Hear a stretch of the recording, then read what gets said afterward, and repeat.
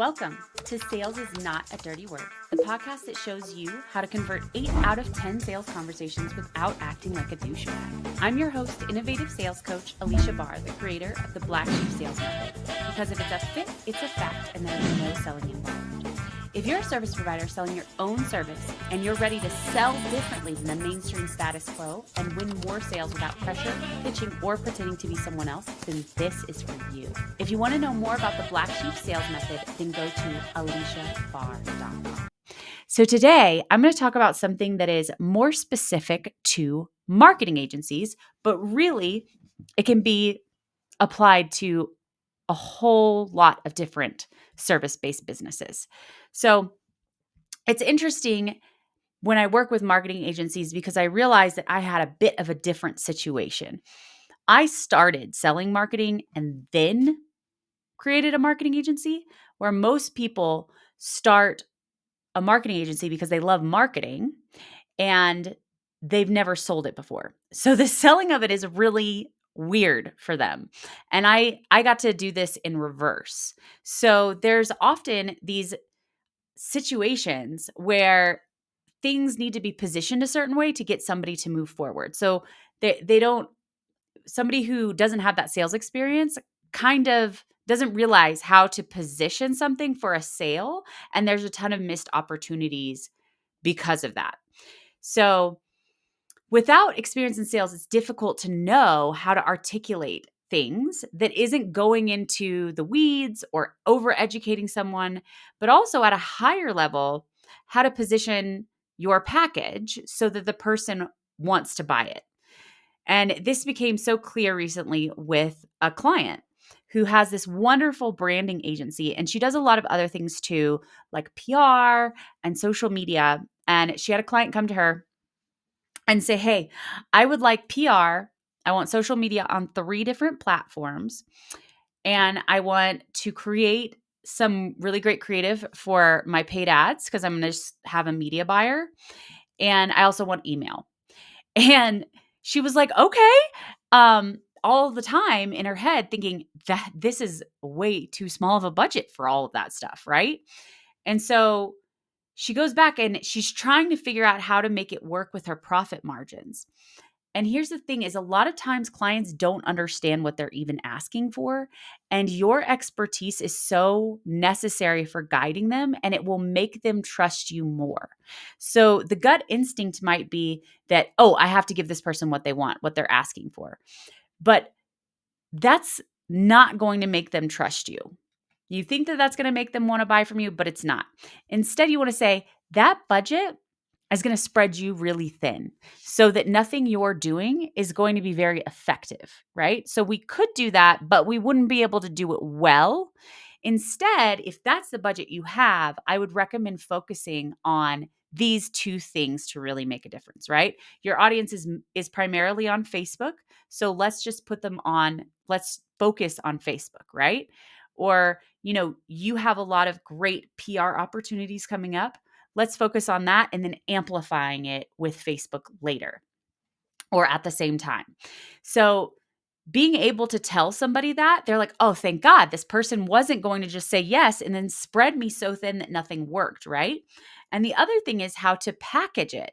So we put together, like usually PR would be $2,000 a month, and then email would be $1,000 a month, and then social media would be $1,000 a month per platform, right? And she's sitting there trying to make it work. And it's like, no, let's just tell him that that's what each of them individually that's what the investment would be. And when you bundle them, you get them for a a lower investment. So just like anything, when you bundle it or you sign up for a longer contract, the individual price of the items can go down because it's offset by these other things like you're buying more of them or you're committed to a longer period of time. So whatever you want from the situation, like I want a client to sign for a year, okay, we'll incentivize them to sign for a year. Make the monthly investment $5,000 a month. And the annual investment, $3,000 a month, right? So that there's an incentive for them to move forward. And in this case, we offered PR plus email and one social media platform for 3,000, and showed that usually that would be like $1,000 for email and $1,000 for each social media platform. So it looks like he's getting a deal, right? And he wants a good combination of things that are within his budget. So he was able to move forward and feel like he was getting a lot of what he wanted, and also see the value of these other social media platforms. Because the truth is, let's ask him to go find somebody who's going to do 3 social media platforms with different creative and copy for each of those for $1,000. Good luck, my friend. It's usually $1,000 per platform, and that's actually pretty inexpensive, right? So being able to show that and then offer an option that allows them to get more, they understand the value more of what you're doing, especially because you can explain it. And there are things that, when I work with clients, how we structure the proposals to show the value and do justice to it. Because a lot of times, somebody's just, for example, for the ad creative, to the media buyer needs 21 different kinds of creative. And so she was listing out all the different types of creative, like all the different sizes and the different lengths of videos. And I was like, no, he doesn't care and he doesn't know any of that. You want to say 21 different versions. That's going to communicate value way more than this long list of different sizes. Just as a small example of how positioning things can really make a difference in the value that they perceive. And it's not even in a manipulative or tricky way. It just really is the value of it. Like, they don't understand what they're asking for a lot of the time. And you have to break it out in a way where they can comprehend it. So, saying things like pre-roll, they don't know what that means, right? Saying it in a way that they can comprehend and understand why they want it. So you really want to stay away from industry jargon or things that they're not going to know. So she was like saying static or video. I'm like, he doesn't know that. Just say, images and video. So those kinds of things are going to make so much more sense to the person that you're talking to and make them want to move forward with you. And then also positioning it as like, I put together a package of the things that you want most, the things that are going to make the biggest impact on the results that you're trying to create. So having this combination of PR and then your audience is primarily on Facebook aligned with email at this frequency a month is going to get you the best return when those work together as a cohesive strategy. So being able to explain that and offer and show that you're being respectful of the budget, because a lot of times what happens is maybe a marketing agency will then just say, there's no way I can do it for 3,000. So they come back with a proposal that's 5,000.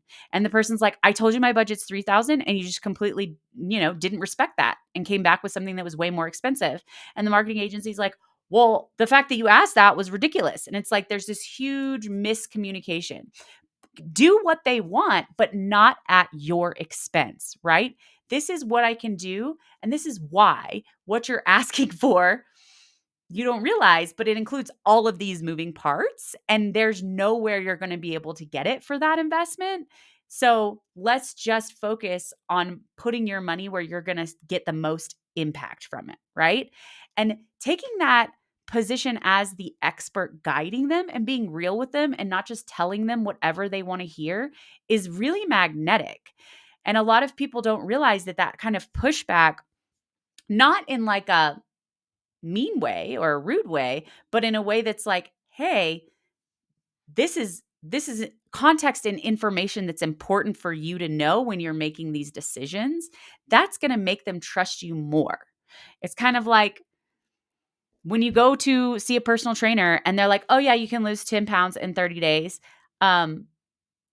You're like, oh, that sounds good. But when a trainer's like, yeah, honestly, at your size, 10 pounds in 30 days is probably not going to happen. Maybe 10 pounds in 4 months. But here's the thing, you're going to be building muscle at the same time. So you'll look slimmer. And we're going to focus on inches, not pounds, because pounds doesn't mean anything for how, like, is your ultimate goal here to be slimmer, to fit in a different pant size. Okay, then let's not focus on pounds, right? And just with this conversation alone, you can see that you're like, this person knows what they're talking about. I was asking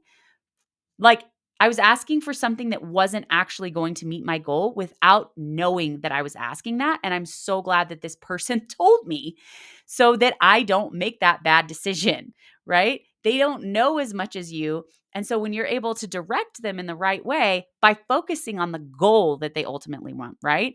This happened a lot when somebody wanted SEO and I'd say, "Are you wanting leads, in the next 30 days?" And they'd say, "Yeah." And I'd say, "Okay, so you don't actually want SEO. SEO is going to take about 6 months to work. You can offer paid leads. We can do paid leads for you while you're doing SEO, and that will give you leads in the meantime and optimize yourself for organic traffic in the long run." And they were so grateful that somebody could explain that instead of just saying, "Oh, great, you want SEO, here it is," and then being really disappointed in the results. Instead, it's like, what is your ultimate result or goal that you want from this? And this is actually going to achieve that for you.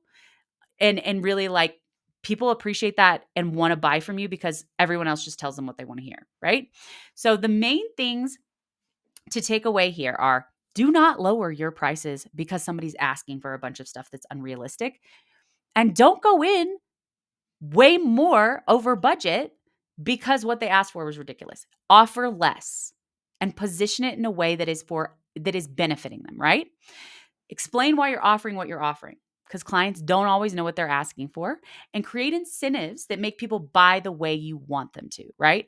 Longer contracts, more services. Maybe, like in my client's case, she didn't want to do social. Okay, so like, let's make it unappealing to do social, right? It's 1,000 per platform. Like, that's a lot of work to do something on 3 platforms. I get it. I used to have a marketing agency. I don't want to do that stuff either. So let's direct them more towards this other thing that's still going to get them the impact that they want.